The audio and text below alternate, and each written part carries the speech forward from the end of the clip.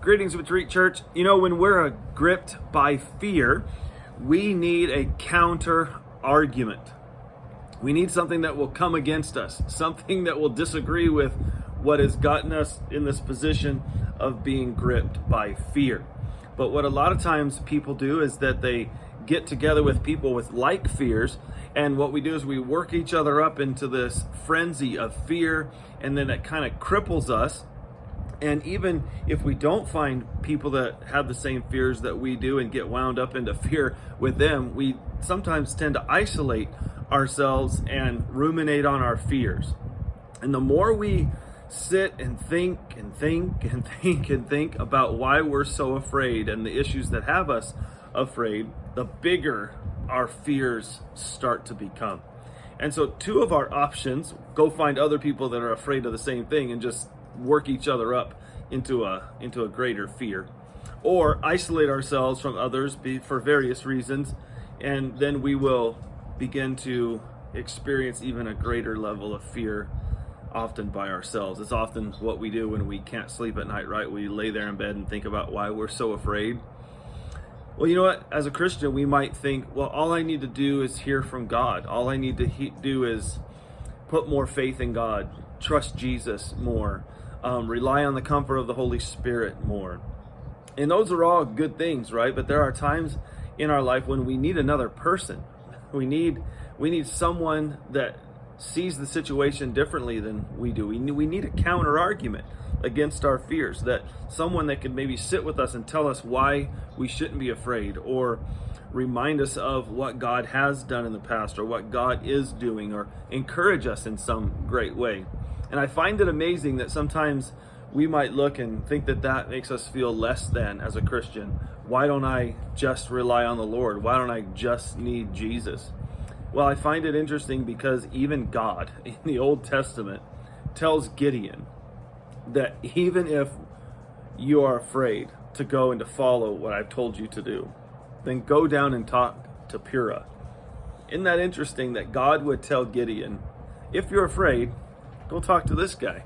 Go down and see this guy that will tell you more, that'll encourage your heart, that'll tell you why you shouldn't be afraid. And we learn as we read in Judges chapter 7 that after Gideon's army is reduced from 22,000 to 300 at God's command.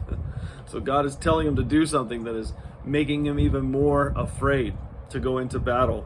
That he had 22,000 men. God works him down to 300. And then God tells Gideon, well, if you're afraid to go into battle with this number of people, if you're afraid to do what I've told you to do, then go down and see this man, Purah. And so as the story goes, Gideon goes down and he sees this man, Purah, and he hears of a dream and the interpretation of a dream. And that the interpretation of the dream is that Gideon will have victory. And so then Gideon rushes back and he gathers the 300 men with great courage and reduction of fear, and moves out in bold obedience. And I don't know about you, but I find it very interesting that God actually gives us permission to go and to seek other people that are encourage us. When we get to the New Testament, Paul the Apostle, he does the same thing on at least two different occasions for the church in Ephesus. He sends a man by the name of Tychicus. Weird name, I know. And then he also sends this same guy, Tychicus, with the funny name. He sends him to Colossae. And in these two occasions, at the end of both of those letters, Paul the Apostle tells the church, he says, I'm sending you, Tychicus, so that you may know what's going on with me and that he may encourage your hearts.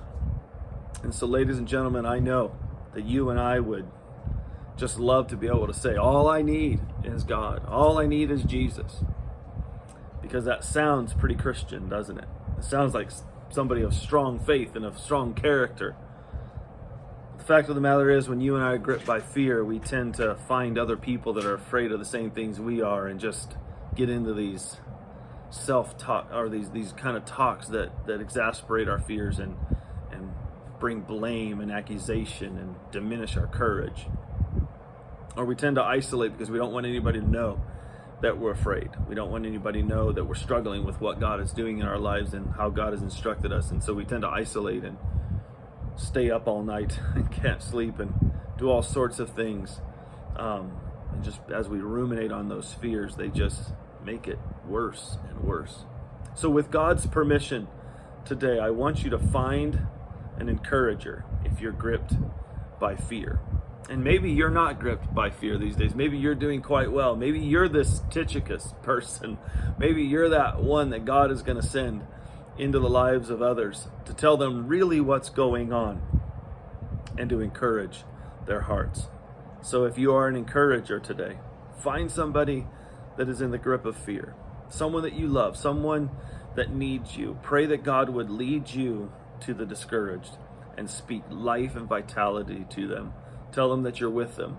Don't make them feel bad for being afraid, but comfort their hearts, as did Tychicus. With God's permission, we can go and find the counter argument to our fears. God bless you. We'll see you next time.